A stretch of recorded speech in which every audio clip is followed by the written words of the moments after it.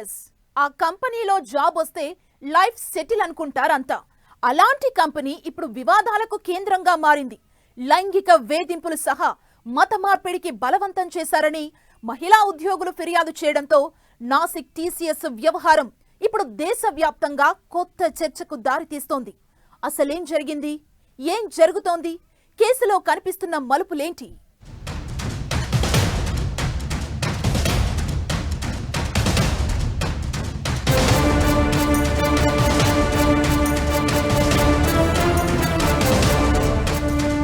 IT సెక్టార్లో ఒక్కసారిగా ఉలికిపాటు. Nashik TCS వివాదంపై దేశవ్యాప్త చర్చ. మలుపుల మీద మలుపు తిరుగుతున్న కేసు. నాసిక్ టీసీఎస్ కేసులో రోజుకో సంచలనం. ఈ కేసులో ఏం జరిగింది? ఏం జరుగుతోంది?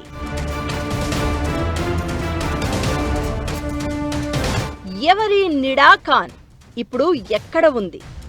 నాసిక్ టీసీఎస్ కేసు వెనక టెర్రర్ లింక్ ఉందా?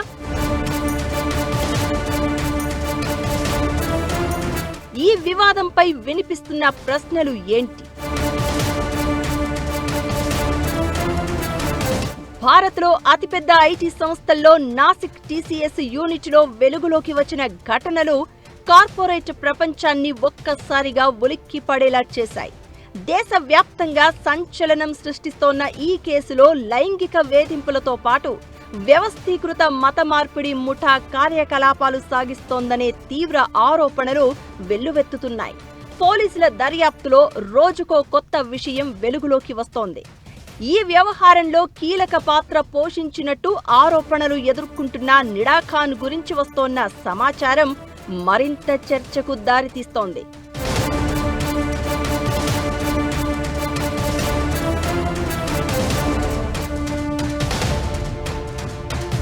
నాసిక్ టీసీఎస్ బీపీఓ యూనిట్లో పనిచేసే 8 మంది మహిళా ఉద్యోగులు తమపై జరుగుతున్న అకృత్యాల గురించి పోలీసులను ఆశ్రయించడంతో భారీ విషయం వెలుగులోకి వచ్చింది.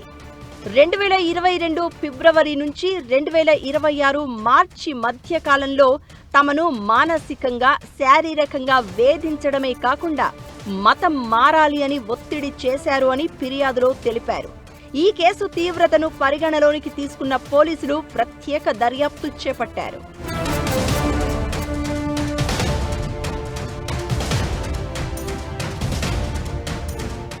నాసిక్ టీసీఎస్ కేసులో ఇప్పటివరకు 9 ఎఫ్ఐఆర్లు నమోదయ్యాయి.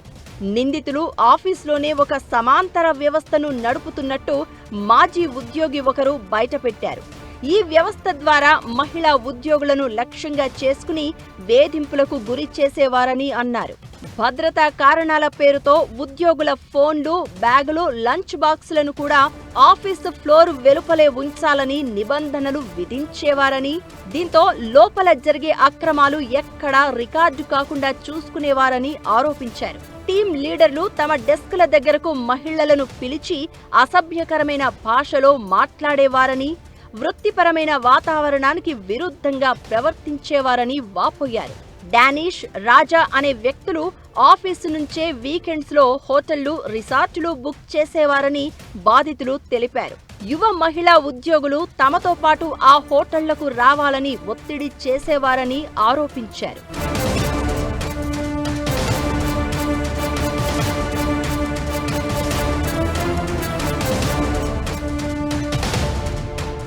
ఈ కేసులో ప్రధాన నిందితుడిగా భావిస్తున్న తౌసిఫ్ అత్తార్ మహిళా ఉద్యోగుల ఆచారాలను లక్ష్యంగా చేసుకునేవాడని ఆరోపణలు వచ్చాయి. ఇక ఈ ఘటన వెనుక వ్యక్తిగత స్థాయి చర్యలేనా, లేదంటే వ్యవస్థీకృత నెట్వర్క్ పని చేసిందా అనే అంశంపై సెట్ దృష్టి సారించింది. జీతం కాకుండా ఇతర మార్గాల నుంచి నిధులు వచ్చినట్లు ఆధారాలు లభిస్తే కేసు మరింత తీవ్రమయ్యే అవకాశం ఉందని అధికారులు భావిస్తున్నారు. టీం లీడర్లు ఇతర ఉద్యోగుల ఖాతాలను కూడా పరిశీలిస్తున్నట్లు తెలుస్తోంది. ముఖ్యంగా నిడా ఖాన్ పాత్రను కీలకంగా భావిస్తున్నారు. ఈ కేసులో తౌసిఫ్ అత్తార్, డానిష్ షేక్, రాజా మెమన్, షారుఖ్ ఖురేషీ, షఫీ షేక్, ఆసిఫ్ అఫ్తాబ్ అన్సారీని పోలీసులు అరెస్ట్ చేశారు.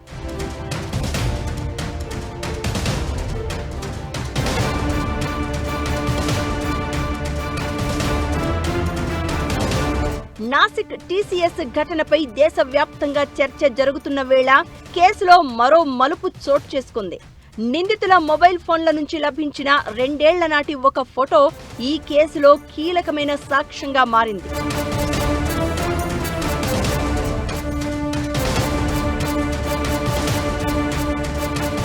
బాధితులను ఒక క్రమ పద్ధతిలో మత మార్పిడికి ఎలా ప్రలోభపెట్టారో, ఆకర్షించారో ఈ చిత్రం ఒక అరుదైన సాక్ష్యమని, కొనసాగుతున్న దర్యాప్తులో కీలకమైన కొత్త కోణాన్ని తెరిచిందని దర్యాప్తు అధికారులు చెప్తున్నారు. ఆ ఫోటోలో నిందితుడు తౌసిఫ్ అత్తార్ పక్కన తెల్లటి టోపీ ధరించిన ఒక వ్యక్తి ఉన్నాడు. మొదట్లో అతను మరో నిందితుడు అని పోలీసులు భావించారు. కానీ అత్తార్ను మరింత విచారించగా అప్పటికే మత మార్పిడికి గురైన వ్యక్తి అని తేలింది.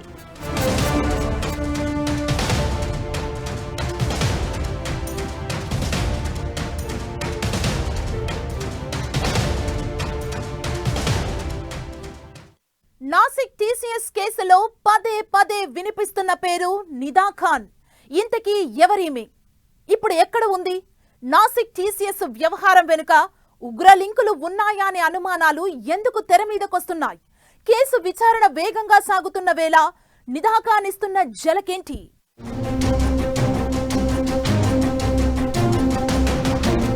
నాసిక్ టీసీఎస్ కేసులో మహిళా నిందితురాలు నిదా ఖాన్ కీలకంగా మారింది.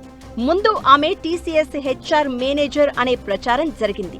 అయితే ఆమె కేవలం ఒక టెలికాలర్ మాత్రమే అని తెలుస్తోంది. టీసీఎస్ నాసిక్ బీపీఓ యూనిట్ లో ఆమె ప్రాసెస్ అసోసియేట్ గా పనిచేసేవారని కంపెనీ వర్గాలు తెలిపాయి. ఒక మహిళా ఉద్యోగి తనకు జరిగిన వేధింపులపై ఫిర్యాదు చేయడానికి ప్రయత్నించినప్పుడు నిదా ఖాన్ ఆమెను అడ్డుకుందని, ఇలాంటివి జరుగుతూనే ఉంటాయని చెప్పి కేసును తప్పుదారి పట్టించారని పోలీసుల దర్యాప్తులో తేలింది. అయితే కేసు విచారణ వేగవంతంగా సాగుతున్న వేళ నిదా ఖాన్ ఝలకులిస్తోంది. ఇప్పటికే పరారీలో ఉన్న ఆమె అరెస్టు నుంచి రక్షణ కోరుతూ నాసిక్ లోకల్ కోర్టులో పిటిషన్ దాఖలు చేసింది. తాను గర్భవతిని అని, ఆరోగ్య పరిస్థితిని దృష్టిలో పెట్టుకుని ముందస్తు బెయిల్ ఇవ్వాలంటూ తెలిపింది. ప్రస్తుతం ఆమె ముంబైలో తలదాచుకున్నట్లు సిట్కు సమాచారం అందింది. యాంటిసిపేటరీ బెయిల్ పిటిషన్ విచారణకు వచ్చేలోగా వీలైనంత త్వరగా ఆమెను అదుపులోకి తీసుకోవాలని సిట్ ప్రయత్నిస్తోంది.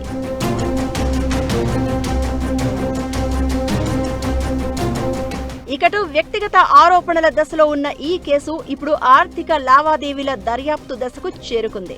నిందితులకు జీతాలతో పాటు ఇతర మార్గాల నుంచి నిధులు వచ్చాయా అనే కోణంలో ప్రత్యేక దర్యాప్తు బృందం విచారిస్తోంది. నిదా ఖాన్ సహా ఇతర నిందితుల బ్యాంకు ఖాతాలను పరిశీలిస్తున్నారు. వారి జీతాల వివరాలు, ఖాతాలో జరిగిన లావాదేవీలు, బయటి వనరుల నుంచి డబ్బు జమైందా అనే అంశాలపై బ్యాంకుల నుంచి పూర్తి సమాచారం కోరారు. ఇకటు ఈ కేసు చుట్టూ సోషల్ మీడియాలో రకరకాల చర్చ జరుగుతోంది. ప్రధాన నిందితురాలు నిదా ఖాన్కు ఢిల్లీ పేలుడు ఘటన నిందితులతో సంబంధాలు ఉన్నాయంటూ రకరకాల ప్రచారం జరుగుతోంది. దీంతో ఈ వివాదం మరింత రచ్చకు దారితీస్తోంది. ఈ కేసు కారణంగా నాసిక్లోని టీసీఎస్ క్యాంపస్లో గందరగోళ పరిస్థితి ఎదురైంది. దీంతో ఉద్యోగులకు వర్క్ ఫ్రం హోం సదుపాయం కల్పిస్తూ సంస్థ ఆదేశాలు జారీ చేసింది.